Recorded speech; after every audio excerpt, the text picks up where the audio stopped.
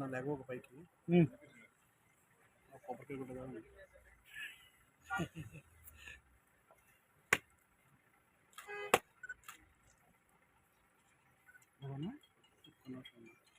Okay.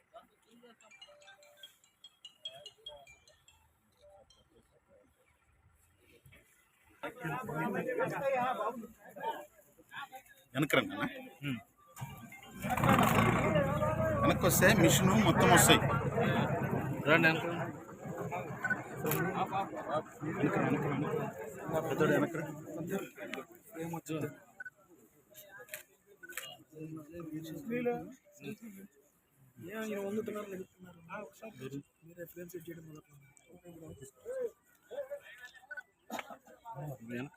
రాష్ట్రంలో నూతనంగా ఏర్పడినటువంటి తెలుగుదేశం పార్టీ కూటమి ప్రభుత్వం ఇచ్చిన హామీల్లో ప్రధానమైనటువంటి ఉచిత ఇసుక విధానాన్ని ఈ రోజు నుంచి అమలు చేస్తున్నామని చెప్పడానికి ఎంతో ఆనందంగా ఉంది. చంద్రబాబు నాయుడు గారి నేతృత్వంలో 14-19 మధ్యకాలంలో అధికారంలో ఉన్నప్పుడు ఉచిత ఇసుకని ఆ రోజు ఈ రాష్ట్రంలో అందించడం జరిగింది. తర్వాత అధికారంలోకి వచ్చినటువంటి జగన్మోహన్ రెడ్డి ప్రభుత్వం ఇసుకని అడ్డగోలుగా మేసినటువంటి పరిస్థితి చూసాం. ఇసుకని సామాన్యుడికి అందుబాటులో లేకుండా 30 లక్షల పైన భవన నిర్మాణ కార్మికులు పస్తులు ఉన్నటువంటి రోజులు చూసాం. కన్స్ట్రక్షన్ భవన నిర్మాణ రంగం అంతా కూడా కుదేలైపోయి రాష్ట్రం అనేక రకాలుగా ఇబ్బందులు పడ్డటువంటి పరిస్థితులు చూసాం. స్వయంగా ముఖ్యమంత్రి ఆధ్వర్యంలోనే ఇసుక కుంభకోణం 5 ఏళ్లలో 50,000 కోట్ల రూపాయల పైన ఇసుకలోనే భోంచేసినటువంటి పరిస్థితి గత ముఖ్యమంత్రి జగన్మోహన్ రెడ్డి మరి అపఖ్యాతి అనేది మూటగట్టుకున్నాడు అనేది ప్రజలు ఎరిగిన సత్యం. ప్రజలు అనేక ఇబ్బందులు పడ్డారు. సామాన్యుడు పేదవాడు ఒక ఇల్లు కట్టుకోవాలంటే 5-6 లక్షలతో చిన్న గృహ నిర్మాణం చేయాలంటే సగం ఖర్చు ఇసుక అయ్యేది. ఆ విధంగా ఇసుక అనేది అందుబాటులో లేకుండా పూర్తిగా చేసేశారు. స్థానికంగా ఉన్నటువంటి గల్లీ నాయకుడి దగ్గర నుంచి అధినేత జగన్మోహన్ రెడ్డి వరకు ఎవడకు అందిన కాడిగా వాళ్ళు దోచేసుకున్నారు. కోట్ల రూపాయలు, వేల కోట్ల రూపాయలు దోచుకున్నారు. ఆ రోజు చంద్రబాబు నాయుడు గారి నేతృత్వంలో అధికారంలో ఉన్నప్పుడు మరి ఇసుకను ఏ విధంగా అందుబాటులో తీసుకొచ్చారో, నాణ్యమైన ఇసుక ఈ రోజున ఉచితంగా కేవలం ముఠా కూలి ట్రాన్స్పోర్ట్ ఖర్చులకే ఇలా అందించేటటువంటి కార్యక్రమం, గతంలో చేసినటువంటి కార్యక్రమం ఈరోజు మళ్ళా అందిస్తామని చెప్పి ఎన్నికల ముందు హామీ ఇచ్చిన విధంగా ఈరోజు దాన్ని అందుబాటులో తీసుకురావడం అనేది చాలా గొప్ప కార్యక్రమంగా మేము అభినందిస్తా ఉన్నాం. ఇలా మా అధినేత చంద్రబాబు నాయుడు గారు కానీ, కూటమి ప్రభుత్వం పవన్ కళ్యాణ్ గారు కానీ, ఇతర నాయకులందరూ కూడా ఈ కార్యక్రమాన్ని ముందుకు తీసుకెళ్తా ఉన్నారు. మన జిల్లాలో మరి జిల్లా కలెక్టర్గా ఇచ్చేసినటువంటి మురళి గారు మొట్టమొదటిసారిగా మన నియోజకవర్గం వేమూరు నియోజకవర్గంలో ఈ మంచి కార్యక్రమంలో పాల్గొనడం కూడా చాలా శుభ పరిణామంగా నేను భావిస్తూ ఉన్నాను. ఖచ్చితంగా ఇదే విధంగా ప్రజలకు ఇచ్చిన హామీలన్నీ నిలబెట్టుకుంటూ ముందుకెళ్తాం. ఖచ్చితంగా ప్రజల యొక్క మన్ననలు పొందే ప్రభుత్వంగా తెలుగుదేశం ప్రభుత్వం చంద్రబాబు నాయుడు గారి నేతృత్వంలో కూటమి ప్రభుత్వం వెళ్ళిద్దని చెప్పి తెలియజేస్తూ ఈ మంచి కార్యక్రమాన్ని ఇప్పుడు ప్రారంభోత్సవం చేయడానికి రావడం అనేది నాకు కూడా చాలా సంతోషంగా ఉందని చెప్పి తెలియజేస్తూ ఈ కార్యక్రమాన్ని ప్రారంభోత్సవం.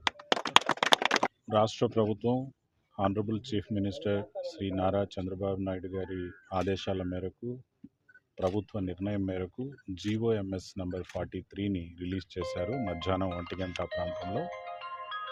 మరి ఆ జీవో సారాంశం ఏంటి అంటే, గత ప్రభుత్వంలో ఏదైతే new sand policy 2019 and updated sand policy of 2021 రెండు కూడా రద్దయినాయి. ఈరోజు ఇచ్చిన జీవో ప్రకారంగా రద్దు కావడమే కాకుండా మనకి ఈ ఫ్రీ శాండ్ పాలసీని అమలు చేసే ముందర ఇంటీరియం పాలసీగా ఇప్పుడు ఈ జీవోలో చెప్పడం అనేది జరిగింది. ఇంటీరియంలో భాగంగా ఏంటంటే, ఇందాక ఎక్స్ మినిస్టర్ గారు, ప్రజెంట్ ఎమ్మెల్యే గారు చెప్పినటువంటి ప్రకారంగా మనకు శాండ్ అనేది ఫ్రీగా కన్జ్యూమర్స్కి, గృహ నిర్మాణం చేసుకునేటువంటి వాళ్ళకి అందరికీ కూడా ఫ్రీగా దొరుకుతుంది ఈ రోజు నుంచి. అయితే దీనికి ఏదైతే మన ఎక్స్కవేషన్ ఛార్జ్, ట్రాన్స్పోర్ట్ ఛార్జ్ మాత్రమే తీసుకొని నాన్ ప్రాఫిట్ బేస్లో ప్రభుత్వం ఎటువంటి ఆదాయం దీని ద్వారా ఆశించకుండా ప్రజలకు ఇవ్వడం అనేది జరుగుతుంది. ఇప్పుడు మన దగ్గర మన జిల్లాలో ఒక 6 చోట్ల స్టాక్ యార్డ్స్ ఉన్నాయి. ఈ స్టాక్ యార్డ్స్లో 72,000 మెట్రిక్ టన్నులు మనకి ఈ రోజున అందుబాటులో ఉంది. సుమారుగా అందులో 30,000 పైగా ఇక్కడే అందుబాటులో ఉంది జువలపాలెంలో. అందుకనే మనం ఇక్కడి నుంచి కూడా కార్యక్రమం ఈరోజు చేస్తూ ఉన్నాం. ఇవాల్టి నుంచి ఎవరైనా ప్రజలు కావాల్సిన వాళ్ళు వాళ్ళ యొక్క ఆధార్ డీటెయిల్స్ ఇచ్చి ఆ పాయింట్కి అనేది వచ్చి వాళ్ళు అరేంజ్ చేసుకున్నటువంటి ట్రాన్స్పోర్ట్ ద్వారా ట్రాక్టర్ కానీ లారీ కానీ 20 టన్నుల వరకు ఒక రోజులో ఒక పరిమితికి ఉంటుంది. ఈ పరిమితి అనేది మనం ఆర్గ్యుమెంటేషన్ చేసుకొని ఇంకా శాండ్ని మనం రివర్స్లో నుంచి బయటికి తెచ్చి పొజిషన్ చేసి అవైలబుల్ బాగా పెట్టి ఒక స్ట్రీమ్ లైన్ అయ్యేంత వరకు ఈ పరిమితి రెగ్యులేషన్ అనేది ఉంటుంది. 20 మెట్రిక్ టన్స్ వాళ్ళు తీసుకొని పోవచ్చు.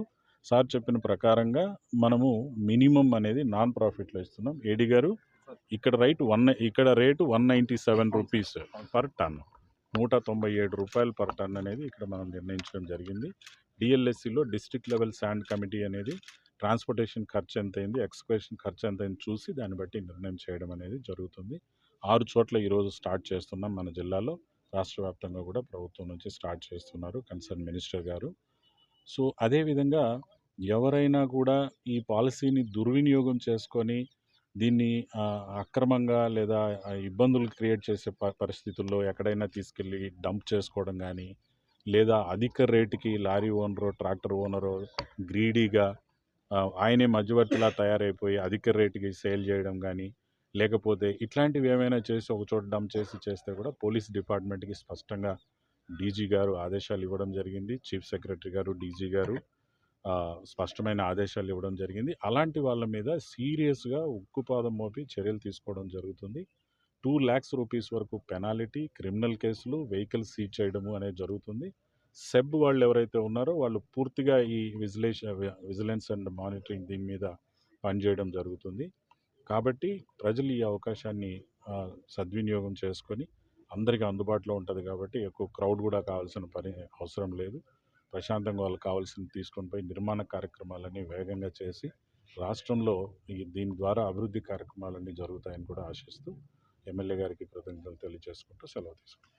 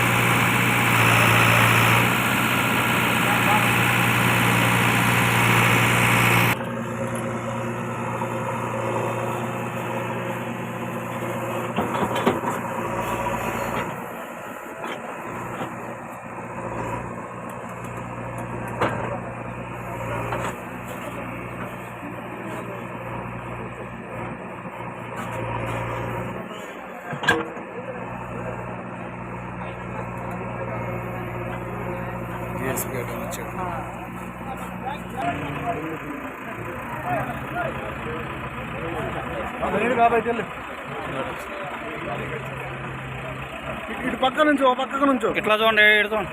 ఇటు తిరిగి నుంచో అట్లా